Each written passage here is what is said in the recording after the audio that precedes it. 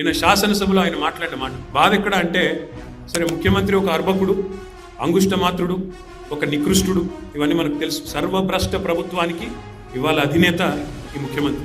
సర్వభ్రష్ట ప్రభుత్వం ఇది, ఈ రంగం ఆ రంగం అని కాదు, అన్ని రంగాల్లో అట్రఫ్లాప్ ప్రభుత్వం, సర్వత్రా విఫలమైన ప్రభుత్వం ఈ ప్రభుత్వం. కానీ బాధాకరమైన పరిస్థితి ఏమంటే, అందరి హక్కులకు కస్టోడియన్లా ఉండాల్సిన స్పీకర్ గారు ఇవాళ ఆయన బడివే అనే మాట మాట్లాడితే కళ్ళప్పగించి ప్రేక్షక పాత్ర వహిస్తుంటే ఏమనాలనో అర్థం కావట్లేదు. ఇది ప్రజాస్వామిక భాషన, మాకు అనరాదా ఈ మాటలు?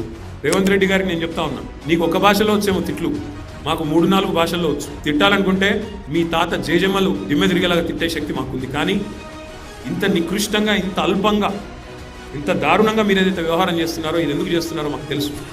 ఎందుకంటే మీ అజ్ఞానాన్ని కప్పిపుచ్చుకోవడానికి.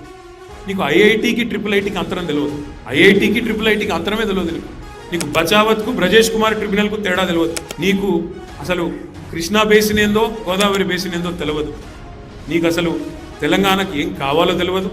నీకు తెలిసిందల్లా ఒక్కటే, దోచుకోవడం, దాచుకోవడం తప్ప నీకు తెలిసింది ఏమీ లేదు. ఒక అజ్ఞానివి, ఒక ఉష్ట్రపక్షివి నువ్వు.